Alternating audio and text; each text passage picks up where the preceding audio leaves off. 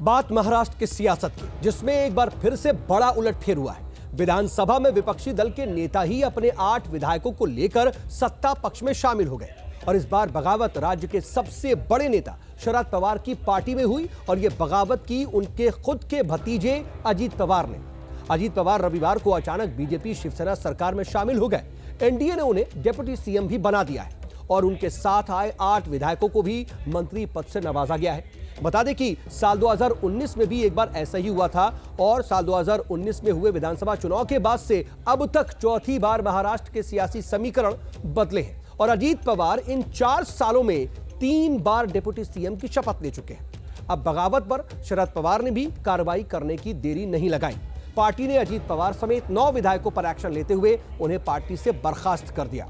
बता दें कि राज्य में 2019 से अब तक 4 बार शपथ ग्रहण हो चुका है। नवंबर 2019 में खुद अजीत पवार ने ही बीजेपी सरकार में डिप्टी सीएम पद की शपथ ली थी। सरकार केवल 80 घंटे चली थी।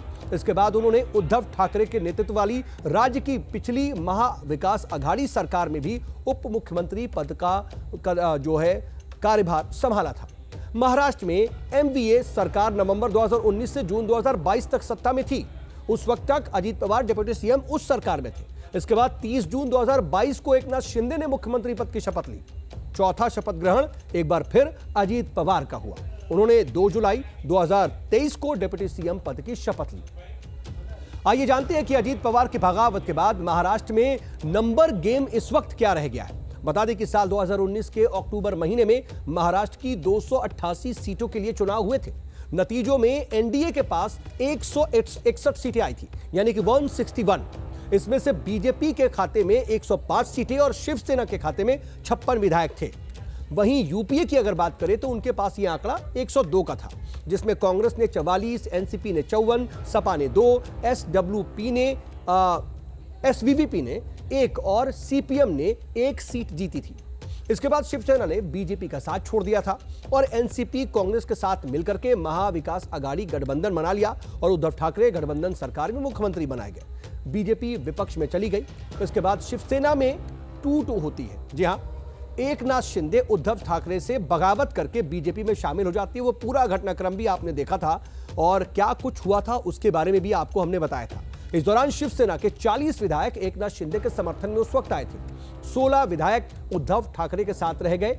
एकनाथ शिंदे ने बीजेपी के साथ मिलकर के महाराष्ट्र में सरकार बना ली। इसके साथ ही एनडीए के विधायकों की संख्या बढ़ करके 157 हो गई थी।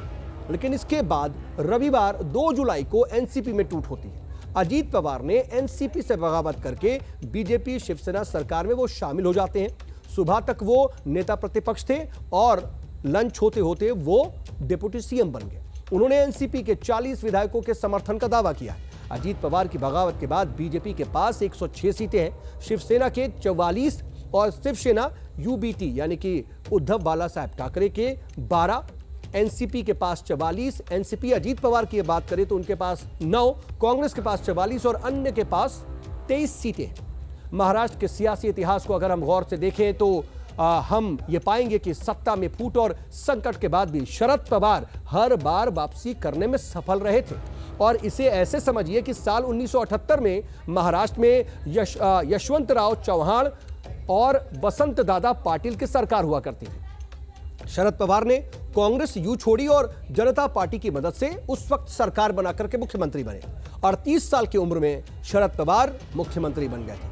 साल 1999 में कांग्रेस छोड़कर के पीएस संगमा और तारिक अनवर के साथ शरद पवार ने एनसीपी बनाई, लेकिन विधानसभा चुनाव के बाद कांग्रेस के साथ मिलकर के सरकार बनाई। इसके बाद साल 2019 में बीजेपी शिवसेना गठबंधन का मजबूत गठबंधन था। पवार के नेतृत्व में कांग्रेस से ज्यादा सीट लेकर के एनसीपी उभरी। अजीत पवार ने उस वक्त बगावत कर दी। शरद पवार ने महाविकास अघाड़ी का गठन किया और उद्धव ठाकरे मुख्यमंत्री बने। फिर साल 2023 में अजीत पवार ने एक बार फिर बगावत की, जिसके बाद एनसीपी में फिर टूट हुई। लेकिन इस बार शरद पवार ने 17 की रैली की और नई शुरुआत का ऐलान किया है। बता दें कि अजीत पवार और शरद पवार के बीच अनबन साल 2004 में पहली बार सामने आई थी। इस साल हुए विधानसभा चुनाव में एनसीपी सबसे बड़ी पार्टी बनी थी। तब पार्टी ने मुख्यमंत्री बनने का मौका गंवा दिया था और उस समय अजीत पवार ने कहा था कि 2004 में मुख्यमंत्री का पद छोड़ना सबसे बड़ी गलती थी। Team news nation.